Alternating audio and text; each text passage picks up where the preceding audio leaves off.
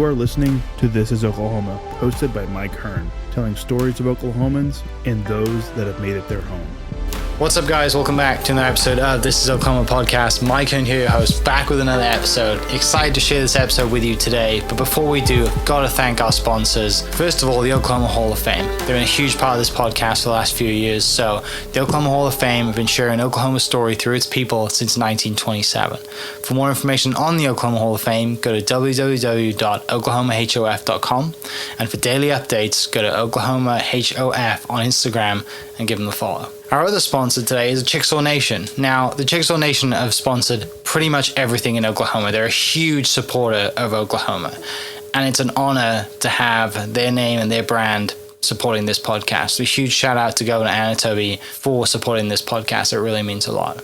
Our third sponsor is Diffie Ford Lincoln down in El Reno. Now, this one makes me so happy because these guys are great friends of mine, play a lot of golf together. I've bought my cars from them, do most of my oil changes down there, have a cup of coffee, hang out down in El Reno. It's a good spot to go. And not only are they great friends, but they provide a great service. So for over 60 years, third generation family owned Oklahoma business down in El Reno. They're also in Bethany as well. So people in the Bethany area know the Diffies really well. But if you're looking for anything new, used, Ford, Lincoln, or whatever, I'm sure they could find anything you want. Check them out, diffieford.net, and then on Instagram at diffiefordlincoln. This episode is brought to you by the Doghouse OKC. Recently, I have been in need of some doggy daycare for my two pups, and the Doghouse have come in clutch. The team over there are incredible. They've taken care of my two golden doodles, and so it's been an honor to partner with them on the podcast and share the love. And the one thing that I do with the sponsors that I have is stuff that I use and recommend, like the Diffies with my car, Hall of Fame. They're awesome. Citizens Banks, where I bank. Chickasaw Nation, huge supporter of Oklahoma. And adding to that is the Doghouse. And so if you're in need of doggy daycare in the day or boarding overnight, they do grooming and other cool things too. But I've had a fantastic experience, and it's an honor and a privilege to share this with you too. So go to thedogHouseOKC.com and follow them on Instagram at thedogHouseOKC. And hopefully our pups will run into each other. What's up, guys? Welcome back to another episode of This is Oklahoma. Mike Hearn here, host, back with another episode. We are down at the Oklahoma Hall of Fame today. Gives me great pleasure to introduce our guest, Serene Russell. Thank you so much for coming down. Thank you for having me. I feel like we've been trying to do this for a minute here. Well, you're busy. You're very busy. Yes. And you're also famous. So there is that, right? You've got a lot of things going on. We have also have a lot of mutual friends that have a lot of things going on. So we keep bumping into each other at events and parties and stuff. And I'm always like, I promise I'm not ignoring you. Totally fine. The good thing about this podcast is it's timeless and we can record whenever, wherever. So glad we're making it happen. It's Thanksgiving week. This will go out after Thanksgiving. Are you in the kitchen? Are you preparing anything? Are you hosting this week? Actually, no, and I'm so grateful for that. I'm just showing up to my mom's house, and that's the best. Like, I'm just here to enjoy it this year. Do we have any favorites for Thanksgiving? Are you into... People think I'm so weird, but my favorite is green bean casserole. But I always tell people you have to have like the fresh green beans. Like, it can't be like mushy, nasty. Like, it has to be crisp. Okay. But people think I'm so weird for that. I mean, we all have our things, right? I love it. I love a good mashed potato. Can't go without it. But I mean, other than that, just the regular Thanksgiving stuff. And Mum doesn't require you to show up with anything for the family? No. That's really nice of her. It is very nice of her. Right. You're not being put on, under pressure. I haven't hit that status of adulthood quite yet. I might say something about your cooking, which we don't have to dive into that, but she hasn't reached out and asked you to make something. Right. I wouldn't get asked to make anything. I can't cook to save my life. I'd be going and buying some cheesecake or something from Walmart just to bring something. Well, when you do too good of a job at something and then you're voluntold to do it for the rest of your life. So I'm holding on to this until I have my own family. Playing it down. Right. That's fair. Does your mum have any specials? Any family traditions or family special things that you look forward to every Thanksgiving? Not really. We just have like a really traditional Thanksgiving, but like my mom makes the best mashed potatoes. So we're big potato people in my family. Lots of butter and milk, maybe? Maybe a little, like a splash, just to make it a little creamier. Okay. mashed potatoes. I mean, yeah. I'd eat some right now. And then, well, the last event we went to, they had it as a side, as like a little. I was did you so see happy. that? In the It was little martini cups. glass. Yeah. Yes. Okay, That is how you throw an event. yeah. That will be at my wedding. I still have that in my mind. And I'm Martini not cups getting full of married mashed anytime potatoes. soon, so. Martini cups full of mashed potatoes. Shout out to the parlor for hosting City Centre's fundraiser. That was incredible. fantastic. And shout out to Andy for connecting us as well. Yes. I was sorry yesterday at an event, shocker, another one. But yeah, it's we've got a lot of really cool friends, a lot of really cool mutual friends that are doing awesome things around the city, and it's fun to be, I think, this stage of our lives and this age, and be like, we've got friends that are doing stuff, right? And like really doing stuff. That was when I had actually moved away to San Diego for a bit, and that was something I missed about being here, was seeing everything going on in the city, seeing all these things pop up, because I was born and raised here. So I'm actually really excited to see the direction that the city is moving in, but then also having so many friends that are a part of it. It's really cool. Yeah. How long did you move to San Diego for? I was there for almost a year. Okay. Yeah. So enough to miss home. Yeah, enough to miss home, enough to miss all 4 seasons. I think I got reverse seasonal depression. I was like, the weather is like too. It wasn't the best year in San Diego history of weather. It was rainy, it was cold. Okay. And so it wasn't even like I got the great San Diego weather that they're known for. It was just like stuck in this like mid-drab coldness, but not cold enough to be cool, right? Right. Yeah. Is everyone kind of dropping Anchorman lines to you while you're in San Diego, like all your friends just kind of making fun? No. You've seen Anchorman, that right? That didn't happen to me at all. It's the first thing I thought I know about. the reference, Yeah. but no, I haven't seen it. Okay. Maybe I need to go do some homework. Yeah, probably a good thing. So you mentioned you were born and raised here. Yes. Brothers, sisters, big family? Yeah, pretty big family. I always tell people, it started out just saying, like, I have 2 big brothers. One is about 8 years older than me. One is about 3.5 years older. We were really close growing up, but when I was 14, my mom had twins, a boy and a girl. So she was 40, and I was the baby up until that point, and my dad and his wife had a son a year later. So I went from having just 2 big brothers to 4 brothers and a sister. And the forgotten middle child, right? And I have true middle child syndrome now. Like, I was the baby until I was 14. So, but it was good. It was nice. I love kids, and it felt kind of like I was a third parent, or at least I like to think so. Yeah. I was like, wow, I'm grown up, and these are babies. So, like, treat me like a grown up now. I didn't get treated like a grown up. Stay young as much as possible, right? Yeah. Right. Be 29 forever. Yes. So obviously, big family. You're all going to be getting together this week. Mentioned growing up here. Where specifically did you grow up in Oklahoma City? My family, I went to PC West. Okay. So my family lived right on the cusp of the Putnam City District. So actually pretty close to here. My mom's house is probably about 10 minutes away. Oh, nice. My mom grew up in Mesta Park. My mom and dad met at the Homeland right there. So this is home. And when people in Oklahoma City ask me where I'm from, and I'm like, here, and they're like, no, nobody's from down here. And I'm like, actually I am. Literally down the street. Right. Yeah. Well, that's really cool. I mean, walking around Mesta Park as a kid would have been fun. I know. Running around, trick or treating is so good here. That house isn't in the family anymore, and we're like, gosh, they had to sell it in the 90s. Why?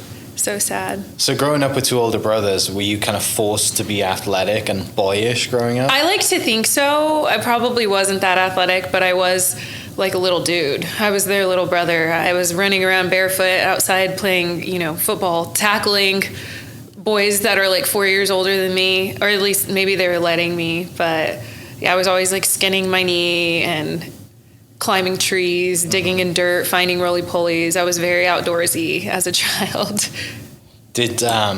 You're a teacher now, right? So is mom and dad in the teaching world, brothers in the teaching world? How does that come around? Yeah, so it's kind of random. Yeah. Nobody in my family teaches. My dad is a retired police officer. Okay. My brother is currently a police officer.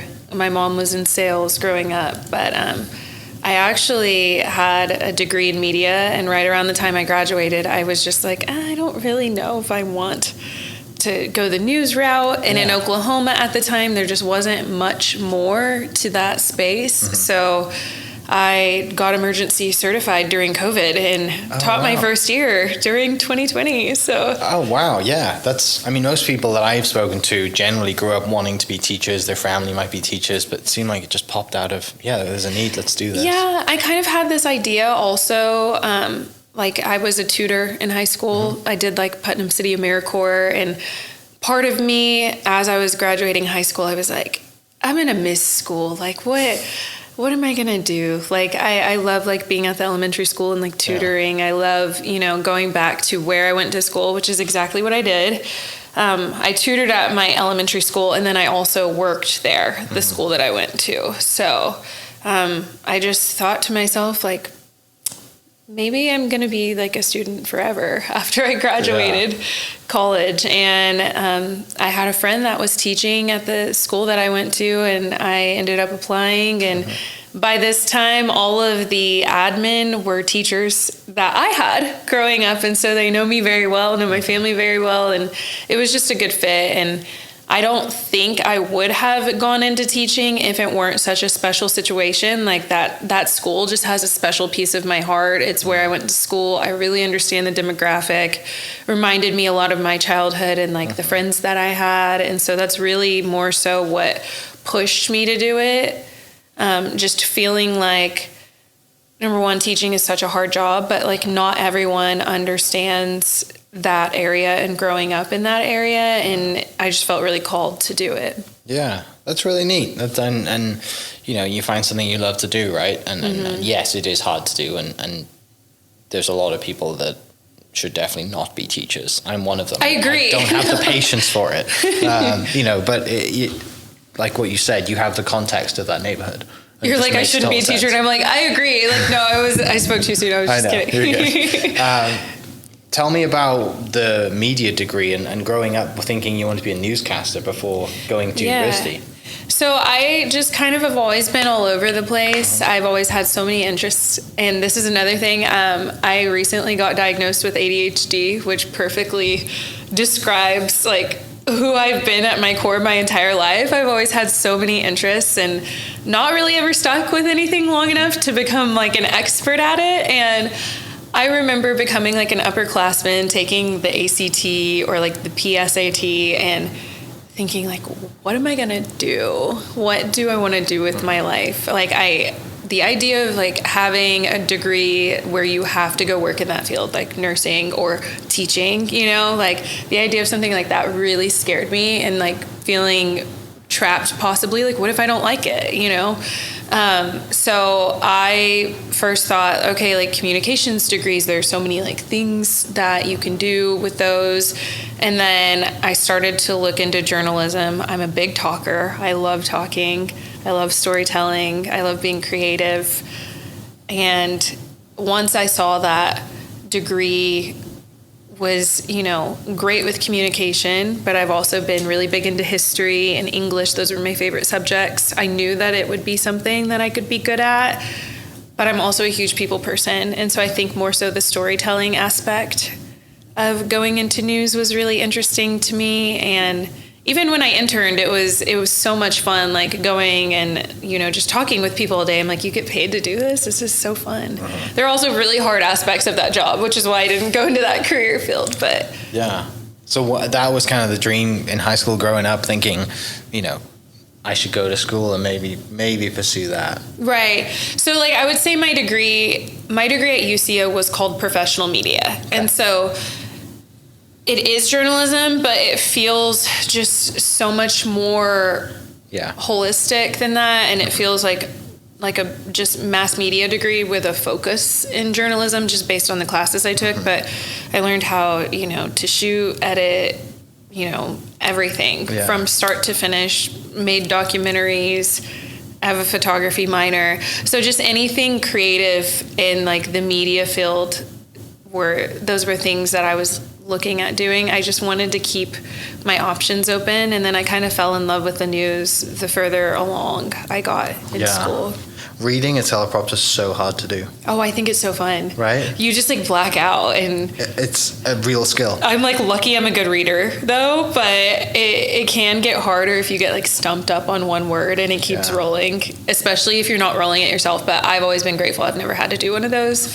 I like the ones where they're like watching you and they're like doing it for you, but the ones where people in smaller news markets are like rolling the teleprompter with their foot, I could never. So that's how it's with your foot? That's how you do it? In smaller news markets, a lot of the time they are rolling their own teleprompter. Yeah. Wow. But I've never had to do that. So I didn't know that. Mm-hmm. I mean, wow. Okay. I tried to read one once and I was like, this is impossible. I'm not a fast reader either. Or it's really daunting when you have to say someone's name and you have no idea how to say their name. Yeah. Yeah. See, Like that, I was like, I'm never going into sports because there's so many hard names. Yeah. I'm like, I would never want to butcher someone's name. People butcher my name all the time. Yeah, that's... Wow. So English and history are huge kind of draws to you, huge passion. What were your documentaries that you did in university at UCO?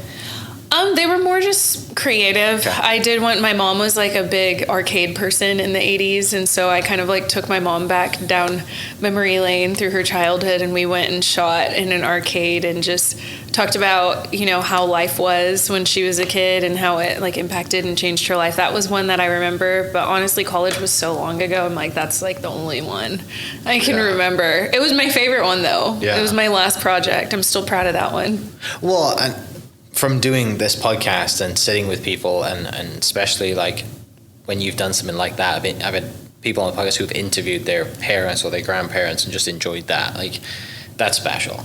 Right, we should definitely do more of that with as easy as it is with our iPhones and stuff. Like, right. and you always think about it when that parent or grandparent's gone. You think, I wish I'd have done this. Well, now's your reminder if you're listening. Like, go interview your parents and just stick to your iPhone on a tripod. And interview it. Like, it's, or grandparents. There's so many things that we don't know about our grandparents, and you know, I don't know anything necessarily about their parents because they were long gone by the time I was born. So that's something I think about all the time. I've seen this really nice book recently that you like gift to your parents, but it's really just like labor on their part. It's like, Mom, tell me a story or something. And it's your parents or your grandparents or whoever fill it out. But I'm like, I just need to, it's a lot easier to have a conversation with someone. Yeah. Do you write as well? Did you write back in school? I mean, it's a writing intensive degree, but not really so much for fun anymore. Okay. I've always kind of been creative, but I feel like I've let the writing part kind of take a back seat in my life. It's probably a hobby I should get back into. But so when you graduate, where are you in your kind of life and where the mindset? And obviously you go on the Bachelor at some point. Where does that add into when you graduate? Does it happen while you're in school or after? After. Okay. Yeah, so I interned at News 9. Okay. Loved it. Yeah. But it was during 2020, COVID started happening. Yeah. Riots were happening. They actually had to cut my internship short. But, you know, made it most of the way through. It just got too dangerous, and, you know, that was all of the news. It's what everyone we were following was covering, and so there wasn't really anything else for us to do. And then I went into teaching, and my second year teaching, I got submitted to be on The Bachelor. Yeah. And I had two friends tell me over and over again, like, oh, I'm going to do this. And I'm like, no, you're not. No, you're not. And those friends don't even know each other. And the same night, I guess it's like when they have like specials like after the final rose or like whatever finale, and they'll put up on the screen like submit somebody for The Bachelor or The Bachelorette or whatever. Same night, two friends that are like completely different age groups, different walks of life, like don't even know each other, both submitted me, a guy and a girl, and they both used the same obscure picture of me. Okay. And I don't know if the show, I still don't know, I need to ask them. I don't know if they got both applications or if they just got one of them, but they both were like, oh, I submitted you, this is the picture I used. And I'm like two friends telling me that the same night. It's just very odd. And I always tell people, like, it's never something I would have signed myself up for, but I'm also the type of person where I'm not going to turn a unique experience down. And, you know, there are so many people in my life that are like, you would. Yeah, of course you would. But I would never sign myself up for it. You know what I mean? Yeah. Who are the friends? You can name them on here if you want to. Yeah, one of them I'm not going to say. Okay. Because it's a conflict of interest. Yeah.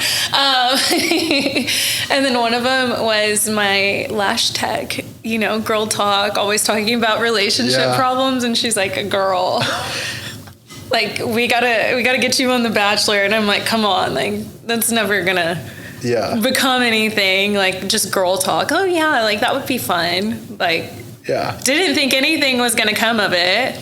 And the other friend had seen my like longest relationship super up close, and just really wanted to see me happy. A long time high school friend. So I was like, wow, it must be meant to be. I've got to listen to this and do it. The casting process, usually it can be anywhere from over a year to like 6 months long. I was contacted by them after I had already started my school year. And so I had a very quick turnaround. And at first I wasn't sure about it. I was like, is this real? Like, am I really doing this? And did, you know, my couple interviews and went on the show. Yeah. So it was like a 2-week long process for me. I was telling them, like, I don't have clothes. Like, I'm not ready for this. And, you know, I bought a lot of stuff online and just prayed the shipping was gonna come just in time. And I lucked out with most of it. I don't think any of it just didn't arrive. So I really lucked out. But you have to pack for up to 9 weeks, 10 weeks. Oh my gosh. Fit it all into suitcases. They don't tell you anywhere that you're going. You never know where you're going until you're going there. And so I had to pack for all 4 seasons, and I became a master packer from this experience. 9 weeks and you don't know where you're going. No idea. You can go guys anywhere are easy in the to world. pack, but like I can pack jeans, t-shirts, shorts. I'm good, right? Like but me, I'm like, okay, I need like evening gowns that probably weigh 10 pounds each. You know, think about that and think about how much weight that takes up in the luggage. And you know, you're going international most of the time, so you do have to fall within those weight restrictions of the suitcases. I'm thinking like, oh, I've got to pack like my winter coat, but then like, what if I need a cute coat for dates? And then what if I need like a third coat for rose ceremonies? Like you really have to pack so much, and those like vacuum sealed bags saved my life. I was literally just sitting there, like sitting on my suitcase, everything that I could do to get those bags to show. I broke maybe 3 or 4 suitcases while I was on that show. And they kept having to replace them for me. The zips keep breaking. Yes, or like the wheels, because the bags are overweight and they're just like throwing them when you get on the plane. So oh my gosh. So it happens that fast then? You go from like, you start the school year in August, and then you're like, oh, by the way. I had no idea. Yeah. I had no idea. And I honestly felt so bad teaching, but then I was like, this is my life. Like, I can't not take this opportunity. And the person that was over, you know, the leaves and stuff at my job, like, she was actually my principal. And she was like, you know what, this is so cool. Like, you always like make us proud. You know, go live your life, and your job is waiting on you when you come back. And so I knew that I had my job. A lot of people don't, because you're gone for 9 weeks. So I was really grateful for that, and really grateful for all the support I received from them. And now knowing that, you know, you went to school and have a sort of a mass media background, it makes a lot more sense that you are very good at your social media. And now it makes sense, right? Like you have, but you don't just I feel like I'm finally working in my degree field. Right. Yeah. And it makes sense. And also, you know, you're working as a personal brand. And so it's a lot more fun working for yourself as a personal brand versus somebody else's brand.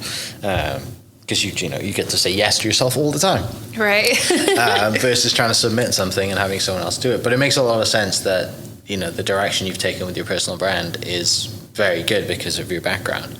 Well, thank you. Right? It stands out for sure. And now I fully understand why. So again, shout out to the podcast for figuring that out. So it happens that fast. And so you get submitted, you get told you get submitted, and then I guess a few interviews, and then Right. It was a lot of squeezing things in because Yeah. I was teaching, and I didn't want to even bring it to my administrators until it was something serious and Yeah. something laid out where I had the details. I was doing fingerprints on my 30-minute lunch break while my kids are like at recess, like whole fingerprint kit. Like, am I doing this right? I'm on like video chat with someone and they're like, okay, now turn your finger. And I'm like, how do I'm like mailing it out from the school. And so it was really fast. It was incredibly fast. They do like to get a pretty good idea of who you are. I can't talk too much about what their process is, Sure. but they do know everything about you by the time you're done with that process, or at least they try to. Yeah. And it was very quick. When I started that school year, I had no idea that that was even a possibility. I want to say I think I left for filming around like September 20th, so it might not have even been late. It might have been like right the last couple days of August. Yeah. It was really fast. How old are the kids you were teaching? I was teaching third grade, so I taught fifth my first year. They moved me down to third grade, and that was a wild class. I felt bad leaving them. Is that Lots kind of memories with those kiddos. I'm sure there is. Yeah. Is there a kind of like, do you have a sweet spot where you prefer to be, hey, this is my age group, this is where I resonate most? I think older kids anywhere. I'm teaching fourth right now, which is new for me, but I really, really loved fifth. I've taught third, I've taught second. I will say the lower grades, I want to give a shout out to people that teach lower elementary grades, because everything you are teaching them, it might be the first time they're ever hearing some of this stuff. You're like having to conceptualize things to a child. Why is the sky blue? Oh, well, because it reflects the ocean. And they're like, what? What? And they're learning how to read in second grade, or they should have known. But, I taught COVID years. And so a lot of my kids didn't know how to read in the second grade.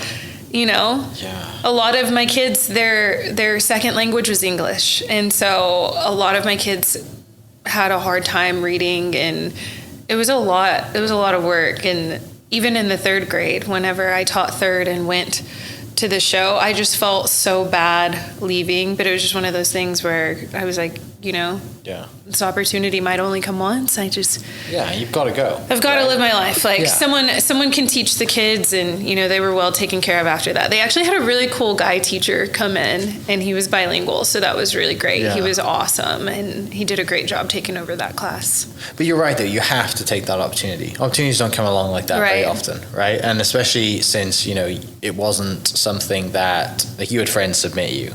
And I mean, I'm sure, look, there's plenty of people out there who all they want to do is be on that show, and some of them get there, some of them don't. But just the way that it happens for you, and COVID's going on, and you're just like, I'm going to go do this. I'm going to go figure this out. And, you're like, mid to late 20s when you're doing this, mid 20s? Yeah, I was like 26, I think. So you're like, I can always go back I also to felt like job. COVID stole my youth. Like, so there's that. I felt like COVID stole my youth a little bit, and I was like, okay, I'm missing all of these experiences. The world was shut down forever, and I'm just like ready to break free. It did feel very, I was very like happy with my job, and I loved teaching, but I was kind of at that point where so many people got to, where you're like, I'm going nuts. Like, I need out of here. Everything is so like mundane. Every day is just the same. And so it was a really like life-changing experience for me, and it couldn't have come at a better time in my life. And so they put you on a plane. When do you find out where you're going? So I knew that I was going to California at first. Oh, okay. Because you would go to like the Bachelor mansion, if that's where your season is, and that's where most of them were. I think mine was the first season back at the mansion, because they had to stop because of COVID restrictions, and like you have to think about the film crew and everything. But yeah, they just send you to a hotel to quarantine, and I was in a hotel room by myself for a really long time, and they get you prepared and in the mindset for the show, and do a couple interviews, and then boom, hit the ground running.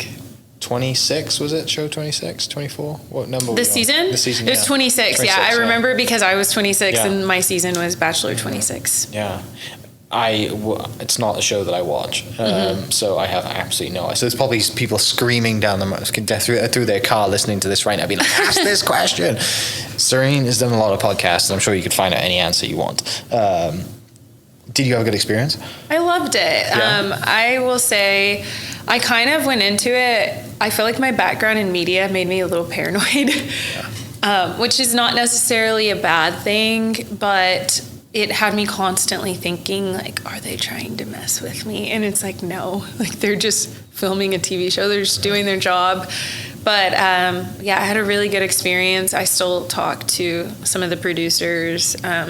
You know, I have a producer. We send each other like memes and TikToks all the time, and have like, they like bond with you and see you go through this like life altering experience. And so it's kind of hard to undo that. And it's also hard to find people that understand. I always tell people, and this is what they told me whenever I, you know, went on the show, that, okay, just to prepare you for like when you leave this, you can't break your contract, obviously, but like even if you were able to break your contract and tell every single detail to people, they will never understand the scope of like what you went through, what it's actually like.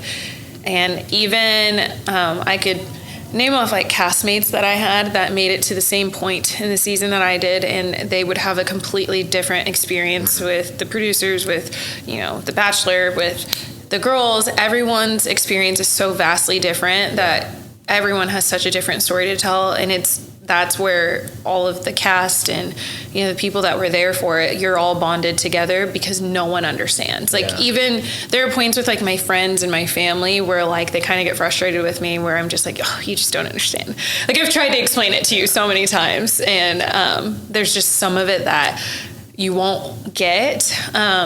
And I'll say, like, my family is great. You know, I did make it to hometowns, and so my family did get to have that bit of filming and, you know, have the interviews and, you know, see from, like, what happened to what edited or what was edited, and then, you know, what was maybe cut out or how they wish they would have been portrayed, which everybody had, like, a good experience on my end. But just realizing that, like, I was being filmed probably 20 hours a day. Oh my gosh. You know, anywhere from, like, just the moment I woke up to bedtime, and mic'd all day. Like, someone's coming out and switching out your mic pack. Like, it's always warm, you know?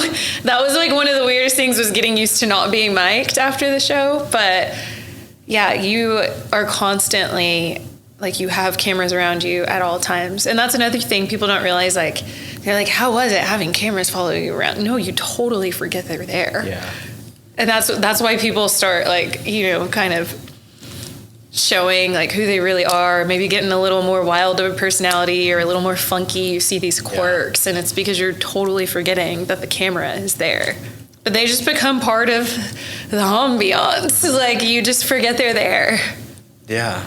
I mean, again, like, it's super fortunate that you've gone through this experience, just because it's like a you know, once in a lifetime thing to experience, and it's so far out there that, like, I'm not surprised you struggle to explain it to people at all, right? Because it's just, well, no one is going to go through this, right? I like, as much as I've processed it and as much as I had a good experience, like, think about the people that don't. Yeah. They're still processing it, or, you know, sometimes you forget things and things come up after, or there were lots of moments when I was watching the show, because you watch it live with the world. You don't get to watch it before. They don't give you access to those episodes. I'd be so nervous watching that. Oh, yeah. Right? I was watching that episode every night with a glass of wine, like, what did I do this You live time? tweeting the whole time? Yeah, live tweeting. It's so much more fun live tweeting when you're not the one on the show, because you're like, oh, this is so funny. And it's like, Serena's so stupid. And you're like, ah. Millions of people around the nation. I was very lucky. Like, people were really nice to me for the most part, but, like, or you see someone say something and you're like, that's not true, but, like, I can't break a contract and tell you what actually happened. But so obviously you signed strict NDAs to not. Oh yeah, it's such a strict NDA. Yeah. It's people. I'm not aware, because I'm not super familiar with NDAs. I haven't signed a ton of them, but people say it's like one of the most strict NDAs in that world. So I mean, they gotta protect their brand, right? Protect I mean, what it's they're doing ABC, it's Disney. Yeah. Like, Warner Brothers, I get it. And also I feel like it kind of primed me to make smart choices in, you know, the media world, for that being my first experience, and, you know, knowing like the ins and outs of things, or, you know, maybe things I shouldn't say, or what's smart to do here. Like, I feel like it really gave me knowledge in that way. And you had more experience than most going in with that stuff too, right? From the media side of things. Yeah. Because you know what it's like to be be the other side of the camera. I mean, just from like an interview perspective, maybe like an interview perspective, like knowing how to interview people for things, but like it's, even that is different, just because it's like, it becomes your video diary, you know, it's like your innermost thoughts. And that's something I've like struggled with at times. I love like going out and seeing people and meeting people, and people are always so kind to me, but it does feel strange. And I get it, where people like will come up to you and just like ask you questions about your personal life that you would never answer. And because they feel like they really know you. But they feel like they know you because of what they saw. But then in my mind, I'm like, I was filmed this many hours a day probably, and you saw maybe 1/4 of like my entire experience. And that's not their fault. Like, you know, they're just excited about something, but it does. To them, it's their reality. It does feel strange. Like, there are so many times where I'll be out with, you know who my friends are. I'll be out with my friends, and they'll see someone come up to me and they're like, "Did you know that person? You were talking to them for 30 minutes. And I'm like, no, I didn't know them. You know, just talking to them about my life and the show and stuff. Like, but people have always been very, very kind. And so I've been really lucky with that. Yeah, that was going to be kind of one of my questions, was like, it's you know, people see you and they have this idea of you because they watched you on the show, but like you said, that's 1/4 of who you really are. Right. And so sometimes I'm sure it's, you know, you've got to be guarded generally, because people are going to come up to you like that and feel like they really know you, and obviously your friends have kind of seen that as well, and you're like, you have absolutely no idea who I am. But then you don't strike me as the person that's going to be like, don't talk to me. No, you know what I mean? never. Like, you're such a nice, bubbly person anyway. So it just, I love talking to people anyway. And, you know, I love hearing about their lives. And, you know, usually when they're talking to me, there's something that we can relate on, or, you know, a reason that me being on the show resonated with them, whether it's me being from Oklahoma or teaching or something I shared on the show that I went through. There's a lot of that. But I think also working in social media has kind of filled in those gaps for people, because I'm in total control of my image and what I put out to the world and what I'm sharing. Sometimes work for me looks like, you know, just talking about my life, or talking about going on dates, or talking, you know, telling a funny story about my friends or whatever. And so while I do feel like myself on the show, like, I do feel like it was an accurate depiction of who I am, but it, like I said, it's like 1/4 of my personality. I think like the thing that people gather from watching me on the show was that, you know, I'm this like sweet, kind teacher, and I'm not calling myself like sweet or anything, but I'm saying like just an innocent teacher from Oklahoma. It kind of is how it looked, is that I'm just like, oh, love struck, like fall in love in 2 seconds, and just like doe-eyed, like falling in love so quickly, and but like loves kids and all these things. And it's like, actually, like I can be fiery sometimes, or, you know, I'm like over here joking with the girls, and the producers are like, Serene, stop it, you know, like, so there's definitely a lot. And I think people are starting to see more of that, and there's just so many different scopes of reality TV also now, that like watching other shows and then watching, you know, that show, you can kind of see like the differences in styles of, you know, what they're including in the show. And you know, where some shows it feels like you're watching someone's all day actions, and then like on The Bachelor you're kind of getting like a curated version of the experience, which makes it, I think, in my opinion, easier to watch. Like I struggle to watch some of those other shows, like where it's just like, oh, we're eating toast and then we got in a fight while we were having a sip of water over here. Now, I understand that people that love reality TV totally eat that up, but I just wasn't really much of a reality TV show watcher before I went on the show anyway. I think I maybe watched like 1 or 2 seasons just just because I knew people Yeah. that were on it. Well, it also makes sense why, like you said, they do such an extensive process of getting to know you, because then they build a character around you, right? And then It's like an archetype. Yeah, and then they edit towards that to enhance whatever their angles are. Yeah, you know? like I've always thought, I had a great experience, so I'm not going to Yeah. speak to my castmates or other people that have been on the show. I've heard this said before. It's really easy to make someone that says awful things look worse. It's really easy to make someone that says nice things look better. So Yeah. the thing is, are you saying it? Like, what are you saying? Yeah. What content are you giving them? And that's where it becomes really interesting. It does feel like a social experiment, because you do forget the cameras are there. And it's like, you have to think, are you seeing this person under pressure, and you're seeing like the worst version of them? And was it cut to show the worst version of this person? Because, we need someone to stir the pot, or Yeah, they need drama. yeah. And sometimes that person really just is doing that stuff for fun. Like, Yeah. that's just who they are sometimes. And sometimes it's played up. Like, and sometimes you've got like the sweetest person in the world that was the sweetest person in the world, but then you've got someone that had, just as strong of a relationship that it just like wasn't shown for some reason, and so there's just so many like pieces to the puzzle and so many moving parts. Yeah. Was there any other Oklahomans in the production crew on the show? Actually, there's someone that works in legal that is from Oklahoma, and that was really cool.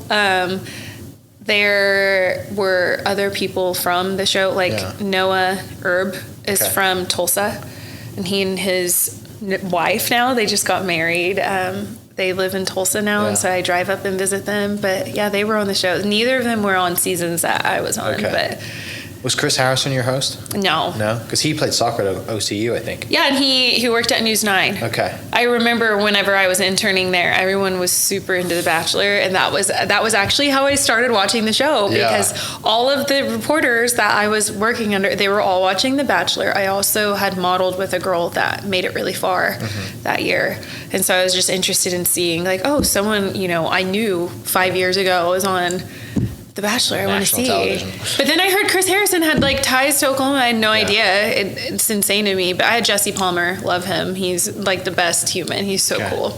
Yeah, that's neat to have like a little bit of an Oklahoma connection. And when you're thinking like it's national TV, right? And I feel like we find Oklahomans everywhere.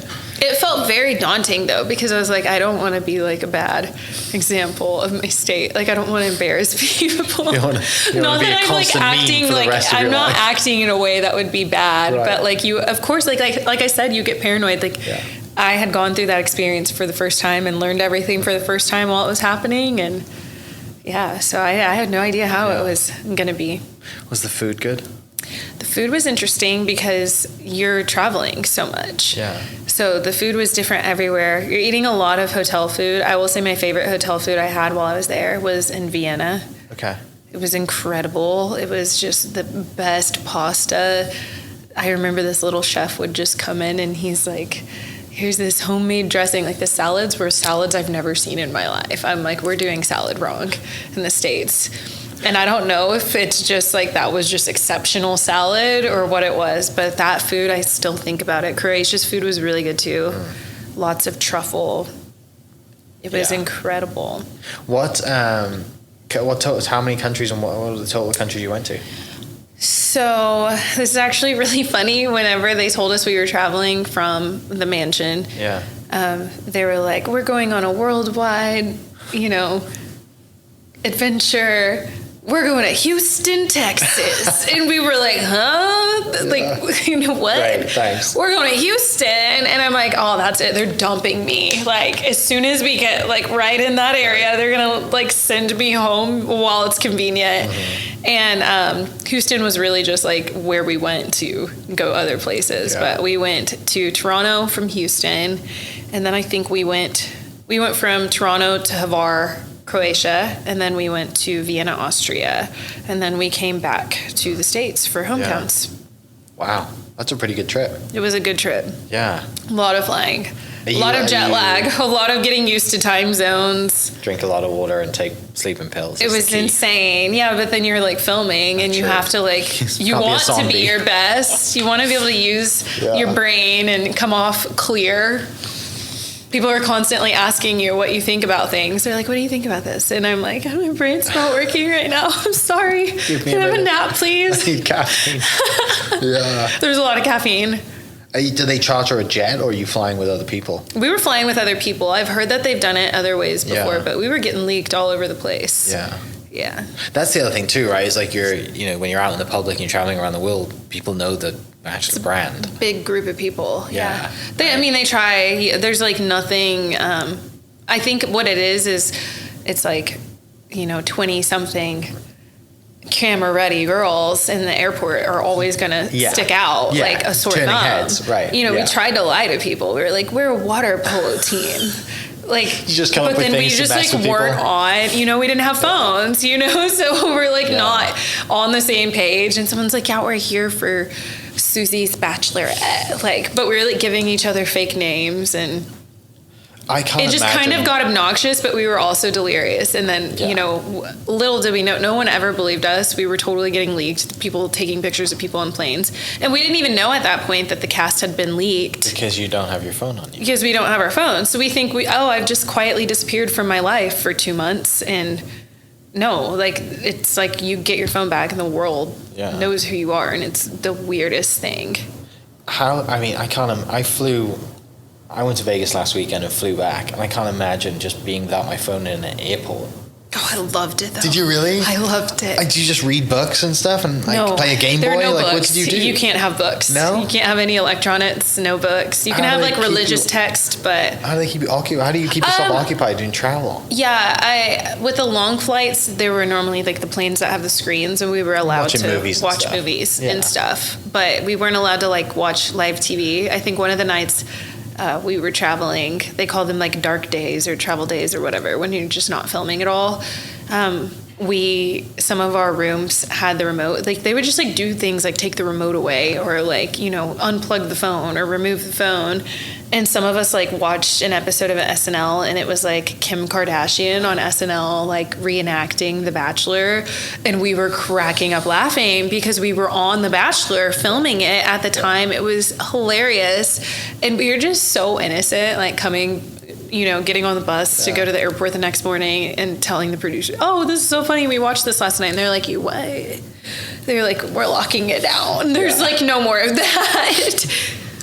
Big slap on the wrist. But they were like, we didn't get in trouble. They were like laughing with us. And then all of a sudden there's like no TV on the wall in the next hotel we go to. Just a plug in the wall and no screen. Just like a TV mount and no TV on it. What is it like getting your phone back then and like everyone knowing who you are? That's a strange Even that, experience. just like you saying that, just like tightened my chest up. It was crazy. It's pressure, right? A lot of pressure. Yeah. So, obviously you don't care. You might. I didn't care because I was actually very into The Bachelor when I was on the show. Like I made it pretty far. I made it, a week and a half before engagements. Yeah. So, I got my phone back and I was heartbroken. I was just like, Mom, I'm coming home. Like, Yeah. But you get like, my phone was like backlogged for like 2 or 3 days, like getting all the iMessages. texts and There were a everything. lot of texts that were like, did you block me? Because your phone is turned off, so the messages are going green. But you have to, before you even do anything, you have to turn your location services off, turn your phone off. So, yeah. And then I think maybe it was just me. I turned iMessage off because I didn't want people to know. And maybe they tell you to do that. I don't really remember, but you don't want people to know when you get home. And I personally was like heartbroken, and so I didn't want my messages to turn blue and then like my phone start a week blowing later, up. they're like, oh. And I'm like getting asked about it, and I'm like, okay, can't talk about it. Just constantly bringing up pain. And I love a good secret on top of that, right? So I'm like, maybe I am engaged, and I'm like crying myself to sleep every night. You and your cat and a bucket of ice cream. Just like all my friends, like Ricky, we used to be like, you're married, aren't you? I'm like, you don't get married on the show. Like, he's like, you're married. I know you are. Yeah. Like, so many of my friends, like, you're engaged. Come on, tell me the truth. Like, are you? And I'm like, I can't tell you anything. Stop asking me. You're putting me in an But uncomfortable it's like position. funny because I'm like such a bad liar. Yeah. I'm such a bad liar that I had to like smile either way because I'm that person that you ask me something and I'm like, no. And they're like, you're lying to me. It's all over your face. So I had to like make it all seem the same. Yeah. It was hilarious, but I mean, like, obviously, like, I think that they felt like I would have told them, which I'm like, I didn't tell them when I did get engaged. Yeah. Right. Oh my God, I can't imagine that. And before you went on, did you have it like?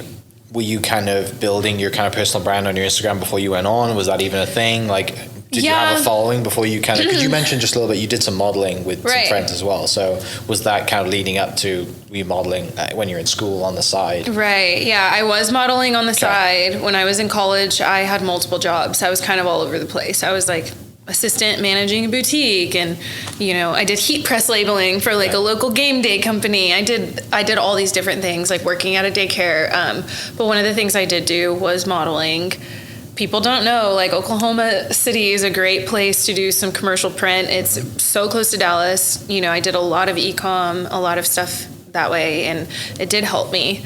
I didn't have any financial assistance going through college, and that's kind of why it took me so long to graduate. But like, I was, I'd get a job and I'd be like, oh, it's net 90. Like, I can pay my tuition, my bursar off, so I can like enroll next semester. And so that really did help me a lot getting through. I didn't have like a following necessarily. I mean, it was pretty average. I did know a lot of people. Like, I probably was around like 1,400, 2,000, something like that. But it was very, like, I had a very curated Instagram because I was literally just posting modeling photos. I did get booked a lot through my Instagram. That's how like photographers would find me for, test shoots or like updating my portfolio. And I had gotten to a point where for like the last like 3 years probably before I went on the show, like I wasn't really paying for portfolio shoots or anything. I would just like trade for tests with photographers, and that was great. Being like a college student, it was super helpful. But it also gave me like easy, great Instagram content. And I got to a point where I wasn't, like, most of the stuff I was booking wasn't through my agency anyway. Like, I would send it to my agency, for the rate and everything. But I booked most of the stuff on Instagram. So I did care what was on my Instagram feed, and it was always kind of curated. But it wasn't for, like, I didn't think I was, like, branding or anything, or I didn't realize maybe that's what I was doing. Who was your agency? I was with Tab. Okay, yeah. I was one of their first models way back in the day. And I was with Brink when I was in high school for a little bit. Do you know Heather? Yes. Okay, Heather's been on the podcast a while back. And then Ali Ayers was on the podcast back in the day. Yeah. I really remember cool her, but like yeah. I haven't like met her, but I've like heard of her. Yeah. She was very busy and gone a lot when I was doing most of my modeling here. I'll have to connect you because I think she's doing some really cool stuff in Oklahoma now. Doing a lot more stuff with Oklahoma creators, and her and a friend of mine, Michael, have set up like a kind of marketing consulting storyline company based on kind of the Western world, because she's in the Western world and her husband they have a farm, I think. That's so cool. Way on the north side, like an hour north of here, and then Michael is in that world as well. Yeah, I knew of her, I think, two more so. I did two Miss Oklahoma Teen USA pageants, and I remember her so clearly. Like, how could you not remember her? Right. Yeah, I remember so specifically when I did my first pageant, she had like accidentally signed up for Miss, and I remember she was like freaking out about it, and I was like, you're gonna kill it either way. You're gonna be just fine. Like, thank God I'm not competing against you. You look like a woman and I'm 17. But no, she was awesome. I haven't like actually met her though, so yeah, I'll connect you too. She's really good. And I mean, one of our mutual friends, Jared, is taking a lot of photos as well. If you Oh yeah, I love Jared. Jared's awesome. Got his book coming out soon, so I'll put that link below actually in the description, because people need to go or pre-order that because it's really cool. His Oklahoma series, his Oklahoma book that's coming out. So excited. You for go that. back on The Bachelor, right? How long is the gap between you coming off and going back on? Yeah, I'm like actually thinking about it. So it goes Bachelor filmed for me in September. And then from there they picked Bachelorettes. And so Bachelorette filmed next. Okay. And then I went on Bachelor in Paradise, and I think I left like one of the last days of May. Okay. So I got the following year. So it still happens pretty quick. It happened so quick. Yeah. Like, so you don't go back to teaching? I did though. Yeah. My show aired in January. So I filmed in September, aired in January, and that's when everything started. I was back to work by then though. Yeah. And I got to work through the rest of the school year because, didn't leave for Paradise until May. Right. So no one even knew that I was going. Yeah. That really worked out. The principal knew. I used to give her the tea all the time, like, hey, not coming back. Where is Paradise? It's in Mexico. It's in Sayulita. Okay. And you're only there. You don't travel from there. You're like, No. So you knew what to pack. Yes. Lovely. It was very hot. Yeah. Very hot, very humid. They tried to warn me, and I was like, I'm from Oklahoma. You don't know how hot it gets here. You don't know hot. It's basically Mexico in the summer. It's like 90 degrees, 80% humidity. It's fine. No, it's different. Oh, really? It's different there. Well, and I don't necessarily think it hits differently, but the fact that you're sleeping with no AC probably makes a difference. Yeah, the fact there's that we're no blessed getting in the with car AC. and driving somewhere and cooling off. You're just in the heat all Just day, melting every constantly. day. Yeah. And same experience, mic'd up the whole time. Yes. 20 hours a day. Hot mic, Oh my gosh. physically. Yeah. But also hot. Yeah. Yeah. Yeah. And battery pack on you at all times. They were really nice though, and they would let you get in the pool. They'd have to unmic you first. That was the thing. It's like, don't, please, for the love of God, do not jump in that pool with a mic on. And so that was a big thing. But then there's a boom mic over you. Yeah. Someone just sat They're there. making sure, like, they're getting 100% of what you're saying. I mean, you felt sorry for some of the film crew dressed in black. In Yes, Mexico the whole time. absolutely. And there was there was no paranoia because there wasn't anything that I was saying that I was afraid of, like, being aired that I shouldn't have been saying. Yeah. But like, I'm just like walking around the jungle and I'm like, that's Mike. That's Mike. Like, I'm like, sometimes I just like wish I like didn't have that. Your media background to have that awareness. Because it's like you want to just like tell other people, but you can't because it's like maybe I shouldn't. I don't know. Yeah. Let me just mind my business and keep my head down. That's what I did both times, and it worked great for me. Which one did you? I mean, you had a great experience. Seems like on both. Does one stand out more than the other? They're so different. This is going to be kind of like a 2-part answer. I'm going to get a sip of water first. Yeah. So for relationship purposes and actually building a relationship, Paradise was much better because you are getting to spend as much time as you want with that person, aside from like being pulled apart for interviews. But you can wake up in Paradise and go get breakfast with someone and go have coffee with them. I mean, you're literally just like with each other all day long, and you can mingle and mix and match and get in the pool together, or maybe get a date card and go on a date together. But like, you don't have to wait to go on a date to feel like you're dating or getting to know someone. Whereas The Bachelor, there is such a disproportionate number of like women to the one man that even if you get picked for a group date, you might get 5, 10, 15 minutes if you're lucky, if they really like you. Mm-hmm. And you got to think that might be all the time you get with that person in a week. Yeah. You might, talk to The Bachelor for 3 minutes and then old girl comes in interrupting you and it's supposed to make you angry. And like, maybe that's like all the time you got with them. Yeah. Or there's drama and it takes up time and they cancel a rose ceremony. There's a lot of that. I would say with Paradise, those kinds of things also happen, like where they'll cancel like a cocktail party before, and for people that really are like dating multiple people in Paradise or getting to know multiple people, that can be like a struggle because you have to make like a crunch time decision without maybe some of those extra conversations you might have wanted to have. My experience personally, I had a good experience on both shows. They're just so vastly different. Yeah. The Bachelor, you get to travel all over the world. I got to see things that I would never get to see. I think I had only gone to Mexico when I had gone on Bachelor. So I got to see Europe and actually like see culture and try different foods and, go on these extravagant dates. Like I had a date in the Belvedere. it was completely shut off. And I'm like looking and there's art on the walls and I'm like, that reminds me of my history book in the 11th grade. And I'm like, oh, that's the real picture. That's the real painting.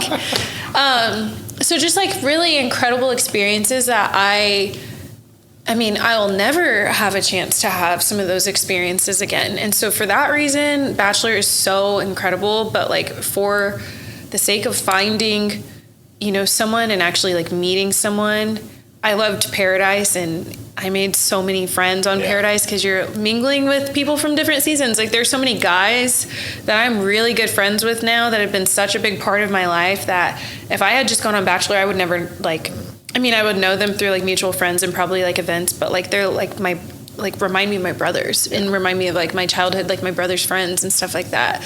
And a lot of them have met my brother, you know, and it's been really nice. And so I think Paradise is really cool for that reason. They're just like not comparable at all.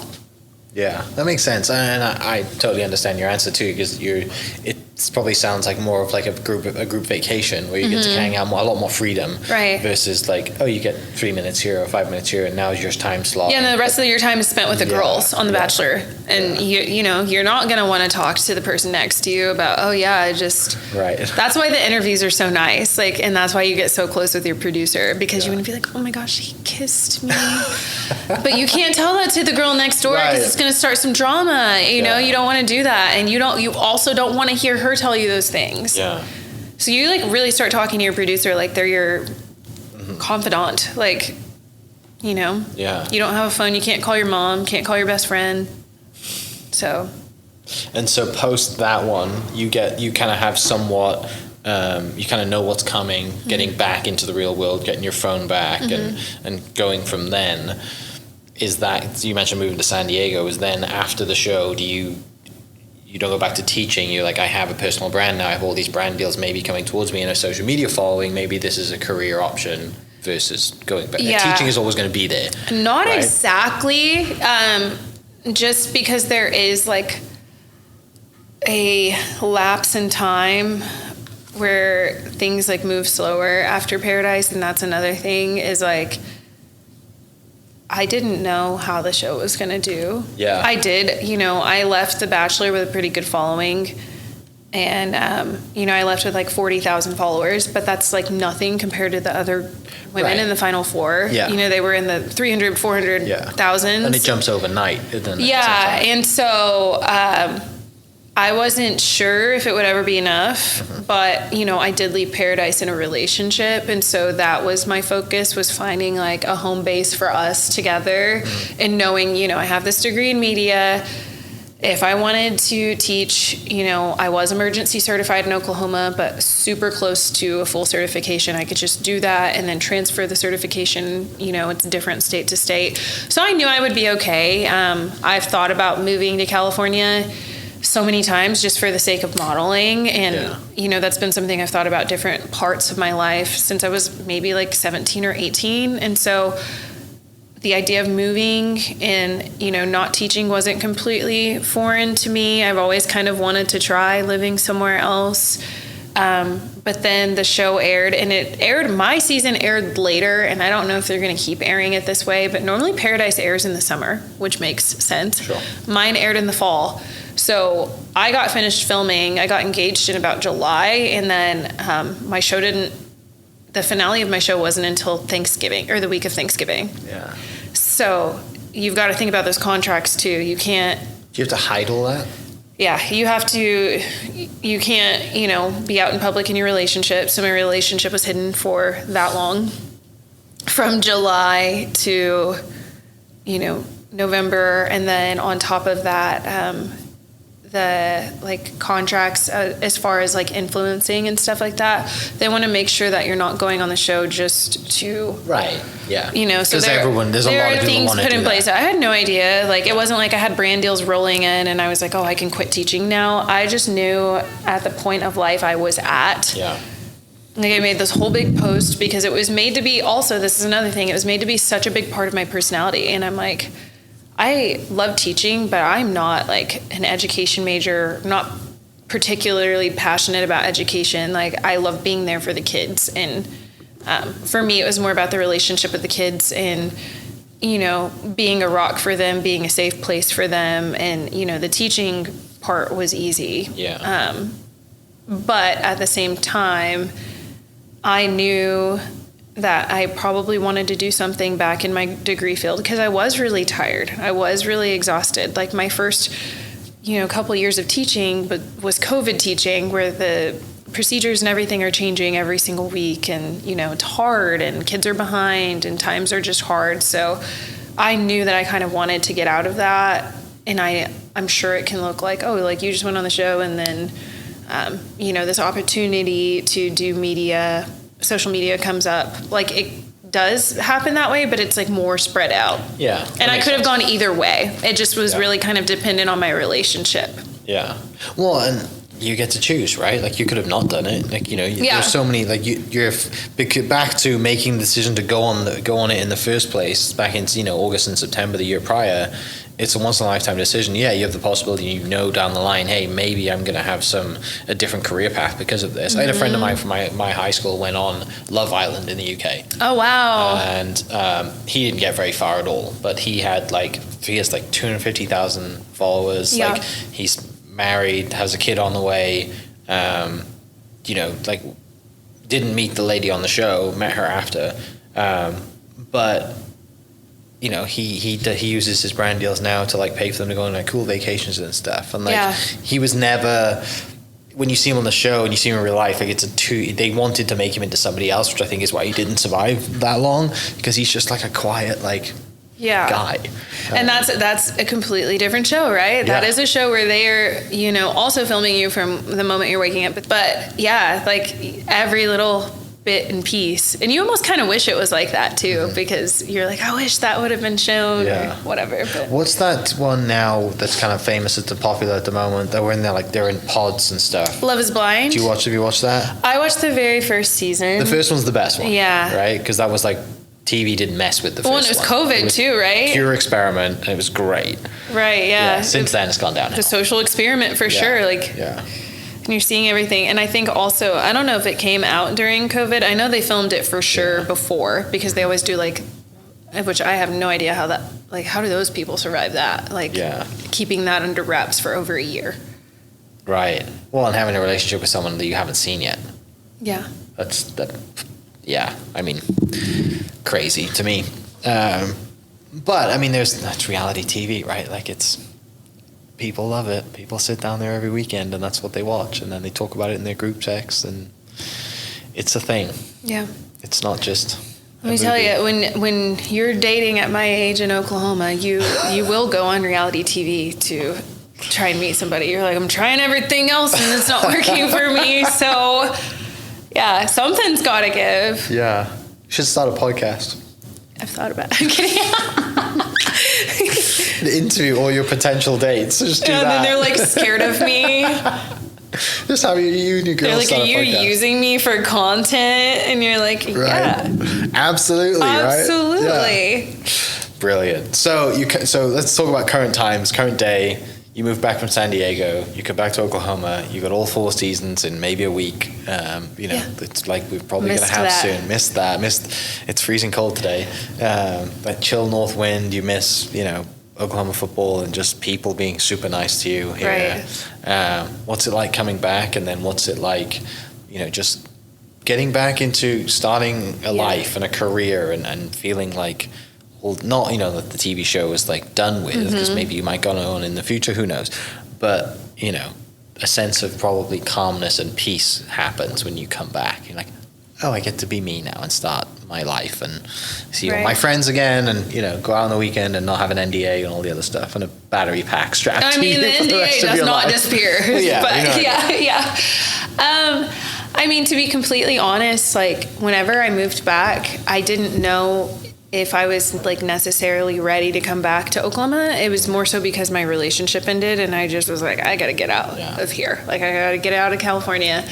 And so I came back and really just wanted to get back in the swing of things, feel at home.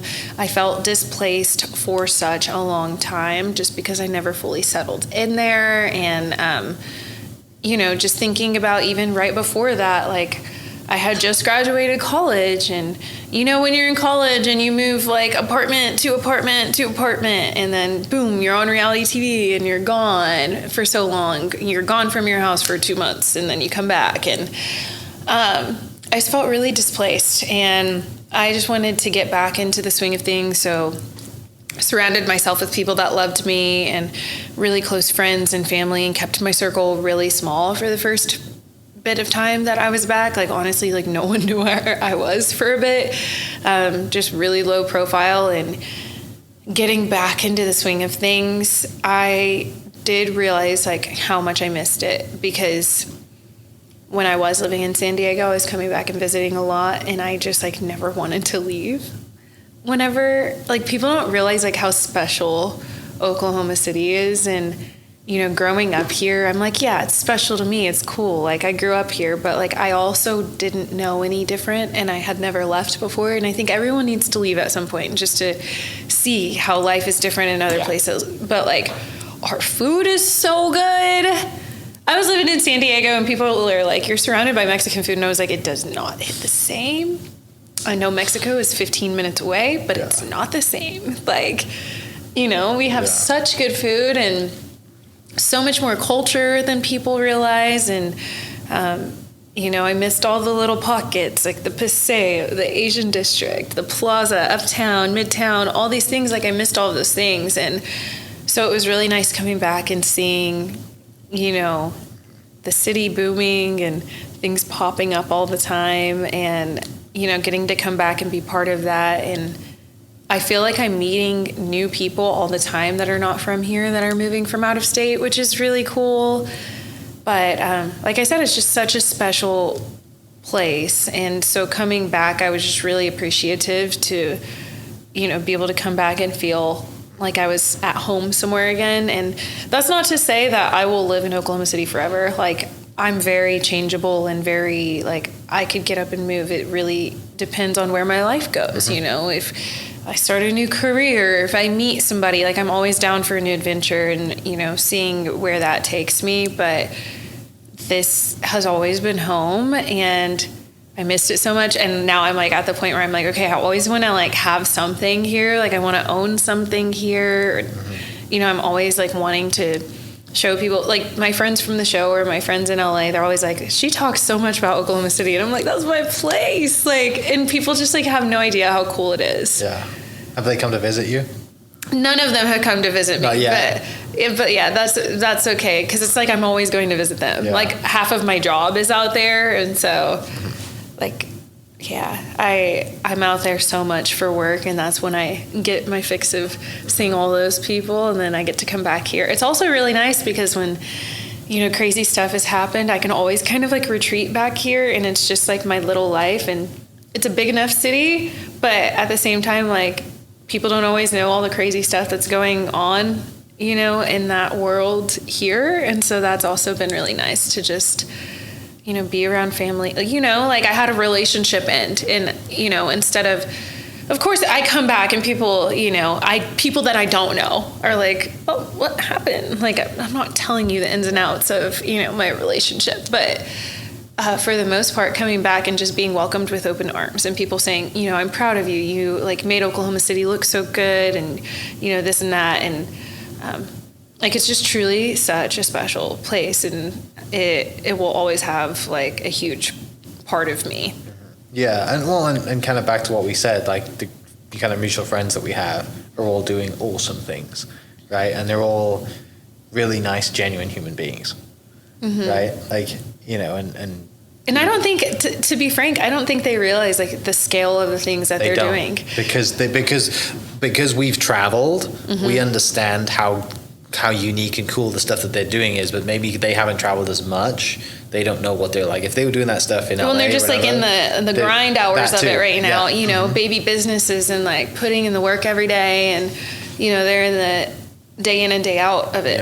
And, you know, starting to see like the impact on the city and like the cultural impact, and like, oh, people are going to show up for this. People are going to show up for you because you have such great ideas and such cool things. Like, you're creating community. Like, I'm thinking about like Zonley, I'm thinking about Ricky, I'm thinking about Boom. Like, I'm thinking about Andi bringing people together, like all these people that do such cool things. And then, I will leave the state and, or maybe I'm talking to a friend that's from out of the state and explaining what I'm doing. And they're like, oh my gosh, you have so many friends that are opening businesses. Like, is that normal? And I'm like, it is for me. So-and-so just opened this and, I'm going to this event and this event's for that. And I'm like explaining my life to people that are not here. And they're like, wow, your friends are doing really cool stuff. Mm-hmm. So I just hope that they like know how proud of themselves they should be. And also they are becoming like, they don't realize like they're becoming like tastemakers and like they're shifting Oklahoma City as we know it. And they're part of like the building up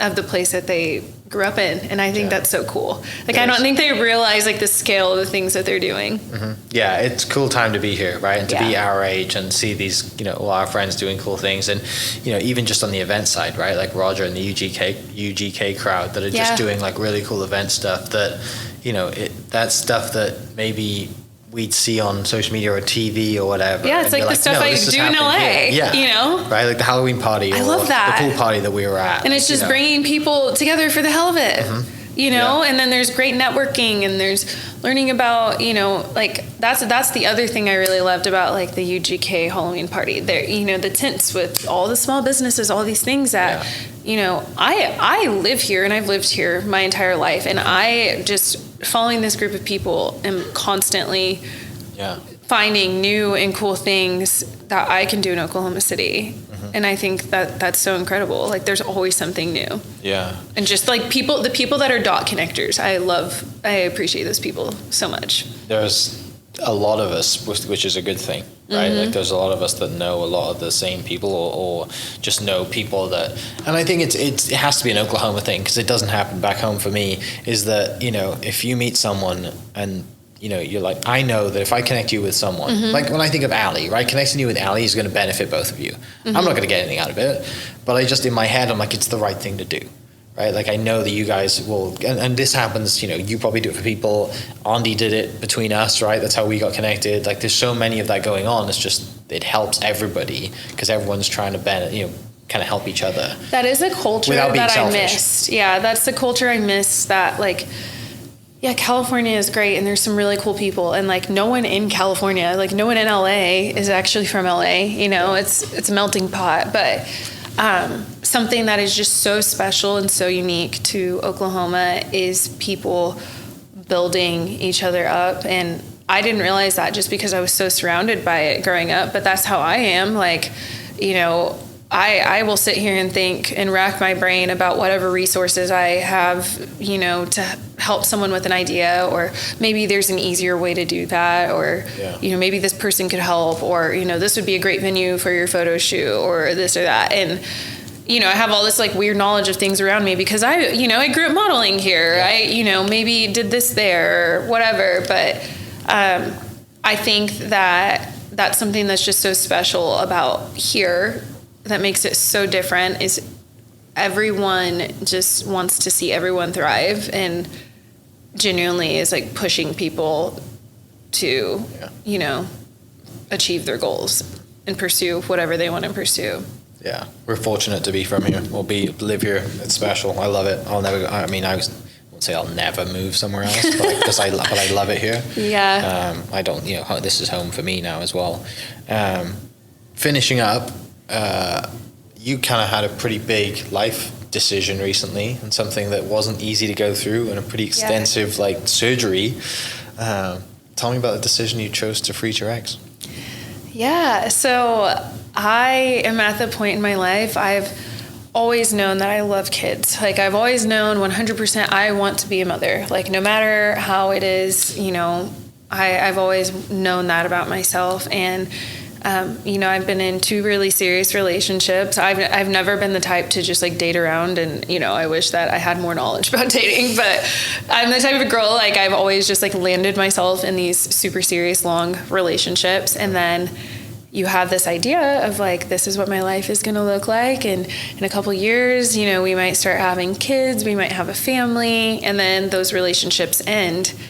And once that happens a couple times, you're like, I'm 29. I know that that's not old at all, but like I have to start thinking about family planning because as a woman, there's just so much as a woman that you have to think about. Yeah. And men too. I think men just are not like as in tune with their health because there's a lot of stuff with men and fertility that they don't know. But I just wanted to give myself like a peace of mind with, okay, I know I want to have kids and I don't have to date someone with the idea of like, this is the father of my children. Like, I don't want to feel like this crazy sense of pressure dating. It's already hard anyway, and it's already like weird coming off of reality TV and a reality TV engagement and all of that. Yeah.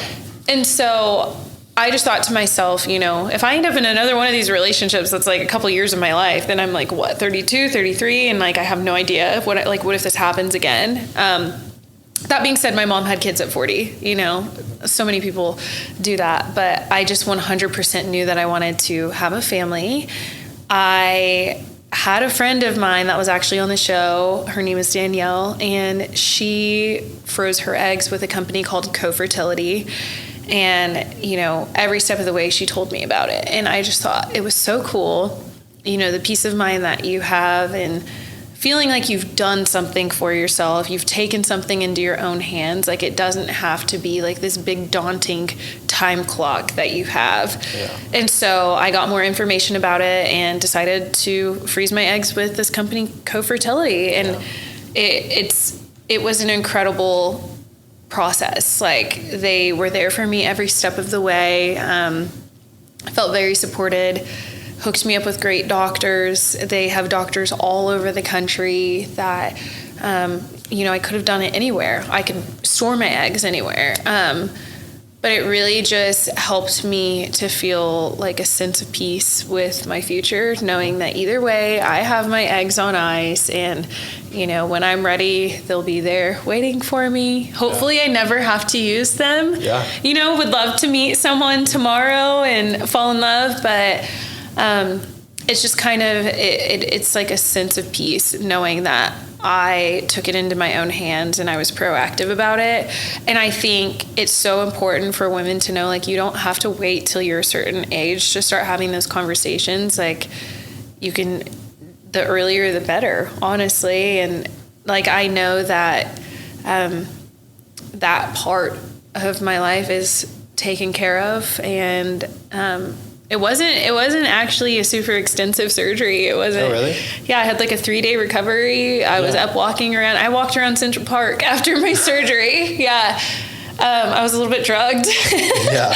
But it wasn't bad at all. Really good experience. And I just think that, like, people found out I was doing it, or, you know, they'd hear through the grapevine. Things travel fast here around Oklahoma. Oklahoma's small.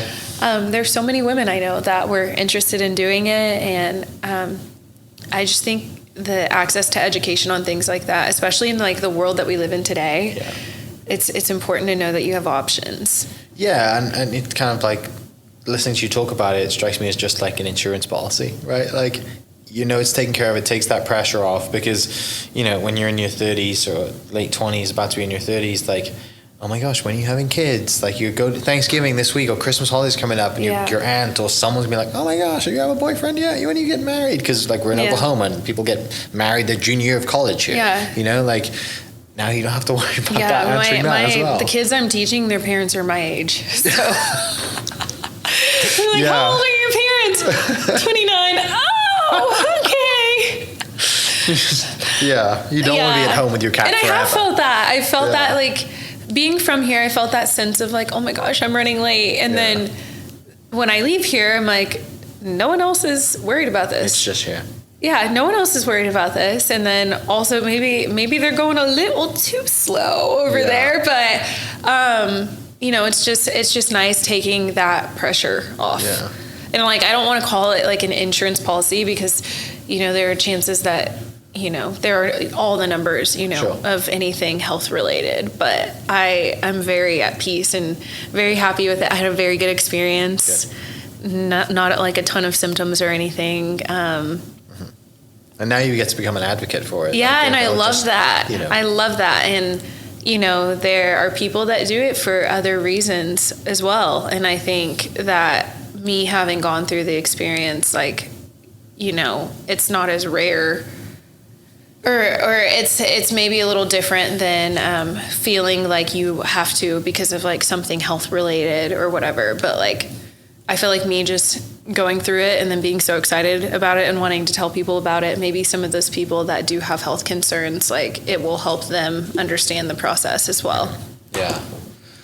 I mean, And I it's think I also saw you great. just after the event that we were at was just after you got back. Yeah. Right. Right. I mean, you know, like, yeah. I was just living my best life. Yeah. And you would have never known that I had done that.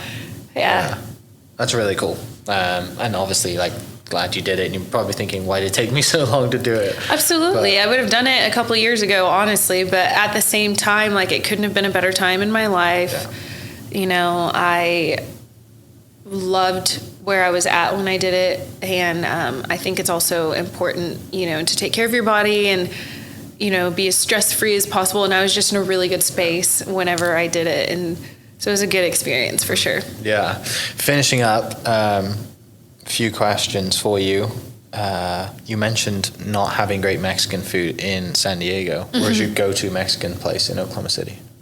Oh my goodness. There's so many trucks that are just, I don't even know what they're called. You're like, Yeah. oh, that spot over on, you know, 10th Street. You know, there's so many good spots. I love Cholinos. I love San Marcos. You know, people don't always agree with me on this one. I'm a big Tex-Mex girl though, and I love me some Ted's. I love Ted's. But there was good Mexican food in San Diego. Yeah. It's just not the same. It's not Oklahoma Mexican food. Yeah, and I'm like, people are like acting like it's fake, and I'm like, no, there are Mexican people making this food. Yeah. It is Mexican food. Yeah. I've had Mexican food in Mexico too, but it's special. Yeah. It's very special. Even the tacos, I'm like, the tiny little street tacos, so good. You drive a sports car. Mm-hmm. I won't say what it is, but are you a car person? Kind of, yeah. I'll say what it is because I post it all over social media. I appreciate you keeping my privacy, though. I drive a Mustang, and actually, my dad always had Mustangs. I've had nothing but Mustangs my entire life. I am very comfortable driving them. I just whip them around. Never feel like I'm gonna flip it because it's really low to the ground. Spin it. Yeah. Yeah. It's been a lot of fun, but my family is a Mustang family for sure. Yeah, I always wondered. I love cars, and we don't get muscle cars in the UK, so Mustangs generally.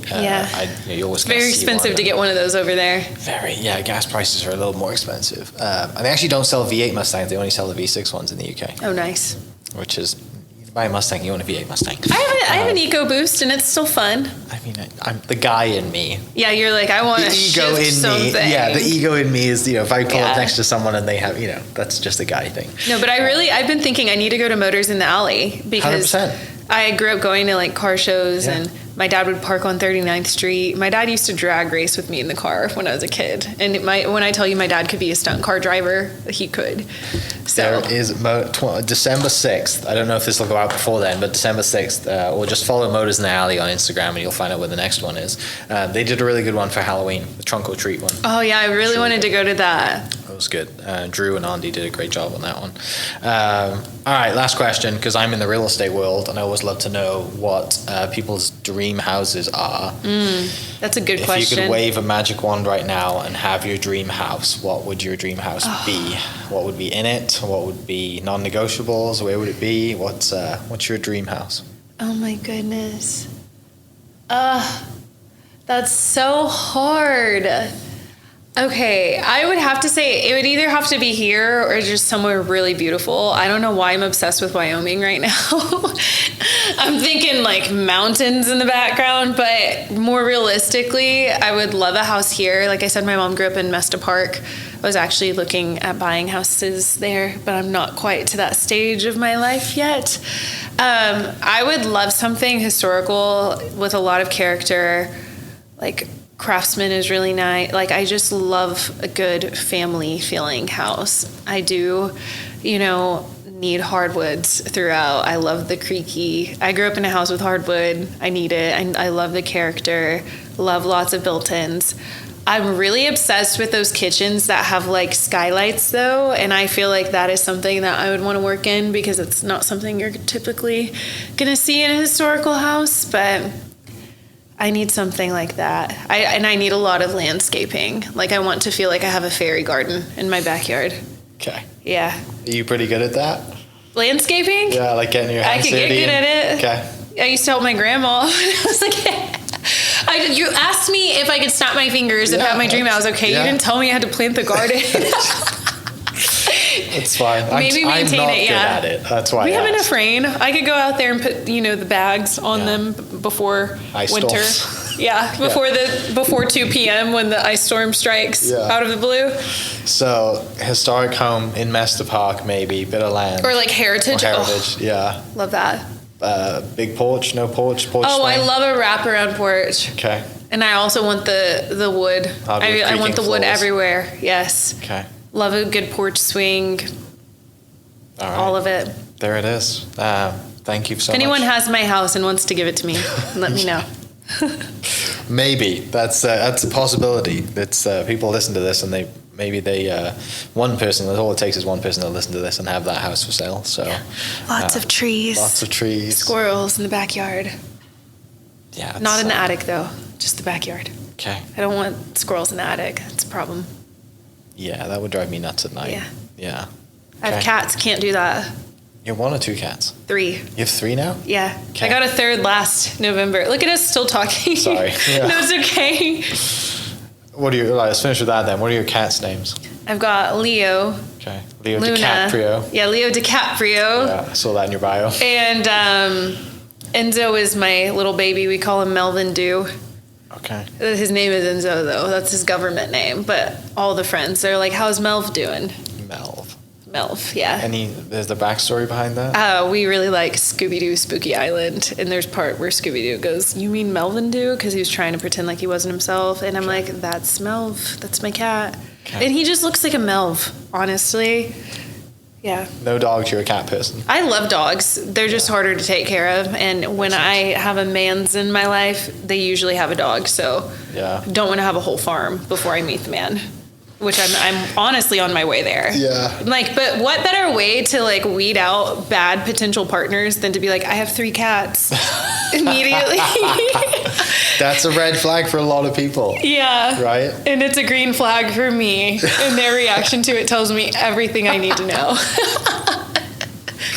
You're like, first date. Cats So, are a lesson tell me in about consent. your pets. Yeah. I'm like, are you tolerant of someone being like, I'd rather you not pet me 3 times. Yeah. And Yeah. if you do, I'm going to swat you. I'm going to swat you or maybe pretend bite. No real bites, though. No real bites. Okay. Right? So you're a 3 cat owner. You're a teacher. And might meet someone tomorrow. Who knows? Might meet someone tomorrow. Okay. Maybe I've already met someone. Maybe there's Who someone out knows? there that doesn't Maybe know I have it a yet. secret boyfriend. I'm kidding. Maybe, yeah, you're secretly having No, battles. boys, keep calling me. I'm kidding. Okay. Well, thanks so much for spending an hour and 30 minutes telling us all about you, sharing your story. I'm sure we can do this again because there's so much more other stuff we can get to talking to. But we are at the Oklahoma Hall of Fame, and the lovely employees here are going to give you a tour of this place. Oh, I'm so excited. Because it's a fantastic building, and they do really cool stuff for kids programs here. So can't wait to get you in front of those people, and hopefully the kids that you teach will benefit coming here for a school program, because I don't think it costs anything. So shout out to our awesome sponsor, the Oklahoma Hall of Fame, as well as our other sponsors, Chickasaw Nation, the Doghouse, and Diffie Ford Lincoln. And yeah, thank you so much for coming on the podcast. And Thanks for having me. people listening, I will put your Instagram in the bio if they haven't already followed you. They should be. And yeah, we'll catch you next episode. Cheers. Thank you. Hope you guys enjoyed that great episode. Thank you so much for listening. As always, huge shout out to our sponsors, the Oklahoma Hall of Fame, sharing Oklahoma story through its people since 1927. For more information on the Oklahoma Hall of Fame, go to www.oklahomahof.com and follow them on Instagram for daily updates at OklahomaHOF. Our other sponsor, the Chickasaw Nation, amazing sponsor. They do amazing things for the state, and they're always sponsoring something in Oklahoma. They're a huge supporter of Oklahoma, and without their support, we wouldn't be able to do what we do. And our third sponsor is Diffie Ford Lincoln down in El Reno. Now, this one makes me so happy because these guys are great friends of mine, play a lot of golf together. I've bought my cars from them, do most of my oil changes down there, have a cup of coffee, hang out down in El Reno. It's a good spot to go. And not only are they great friends, but they provide a great service. So for over 60 years, third generation family owned Oklahoma business down in El Reno. They're also in Bethany as well. So people in the Bethany area know the Diffies really well. But if you're looking for anything new, used, Ford, Lincoln, or whatever, I'm sure they could find anything you want. Check them out, diffieford.net, and then on Instagram at diffiefordlincoln. This episode is brought to you by the Doghouse OKC. Recently, I have been in need of some doggy daycare for my 2 pups, and the Doghouse have come in clutch. The team over there are incredible.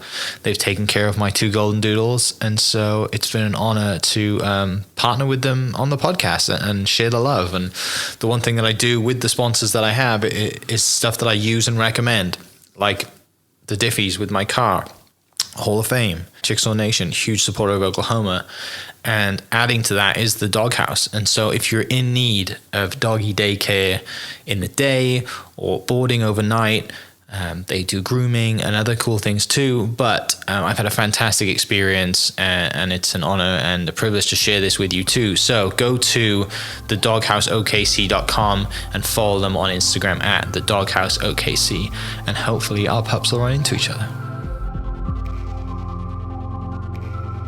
Thank you for listening. We are inspired by those around us and hope that you are too. Make sure you subscribe to this podcast on your favorite podcast platform and leave us a review so we can keep telling your stories. For more great Oklahoma content, follow This Is Oklahoma on Facebook and Instagram.